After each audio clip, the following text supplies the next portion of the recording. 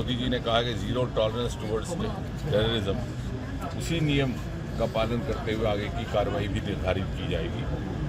संबंधित संस्थाओं ने इसका संज्ञान भी लिया है। कुछ एक आज प्रातः से हमें सुझाव भी मिले हैं सुरक्षा विशेषज्ञों से।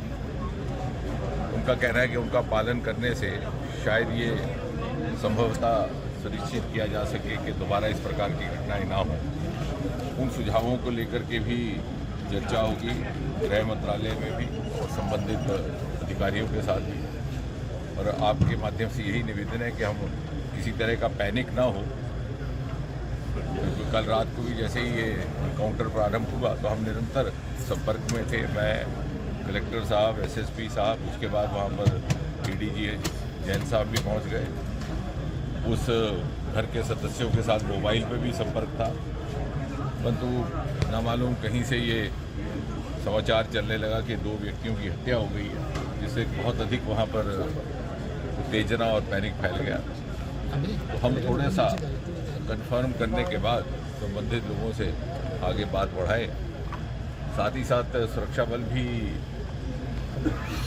प्रशंसा के पात्र हैं कि उन्होंने बहुत लंबा समय ना लेते हुए इस एनकाउंटर को संपन्न किया है। दोनों आतंकी लिक्विडेट कर दिए गए और इसी प्रकार से छत्रकला में भी चल रहा है एक एनकाउंटर।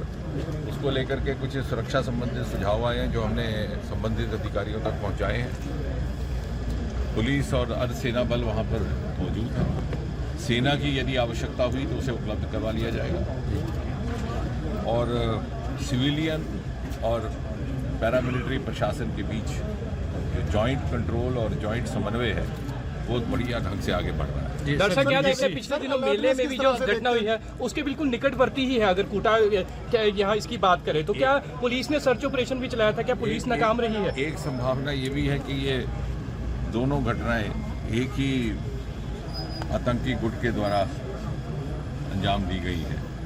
अभी मेरा वहाँ भी जाना होगा उस परिवार में भी, लेकिन उसको लेकर के आप ये आश्वस्त रहिए और आपके माध्यम से भी बाकी हमारे यहाँ जितने भी नागरिक के निवासी हैं कि ये जो थोड़ा सा शिफ्ट हुआ था टेररिज्म का फोकस कश्मीर घाटी से इस संभाग की ओर से, ये भी इस बात का संकेत है कि वो अधिक वो दबाव में है। जी सर, बीडीसी को फिर से रिवाइवल के लिए इस प्रकार से उनको घाटी पर दबाव पड़ा जी और उन्हें मजबूर होकर के अपना फोकस शिफ्ट करना पड़ा, लेकिन वो यहाँ सफल नहीं हो पाएंगे। उसका एक बहुत बड़ा कारण ये भी है कि ये सारे का सारा खित्ता, ये हीरानगर का इलाका और ये दूसरा इलाका, ये रिवायती तौर से राष्ट्रवाद और देशभक्ति से ओतप्रोत लोगों से भरा पड़ा है और इससे हमें आम जनता का सहयोग भी पूरी तरह से उपलब्ध है। जिस प्रकार से कल भी वहाँ के स्थानीय लोगों ने जिस प्रकार से सहयोग किया है वो भी एक उदाहरणीय है और इसलिए मुझे विश्वास है कि यदि आतंकी हताश होकर के घाटी से यहाँ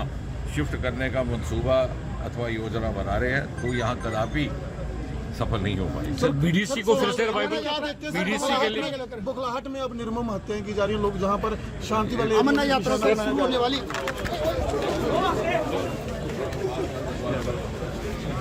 सर, बीडीसी का रिवाइवल क्या फिर से? उसके ऊपर तो पहले से विचार चल रहा है। सर, फारूक साहब कह रहे हैं कि यात्रा को भंग करने की तो नहीं कोशिश की जा रही, क्योंकि हमेशा अमरनाथ यात्रा को भंग करने के लिए इस तरह की हरकतें की जाती है।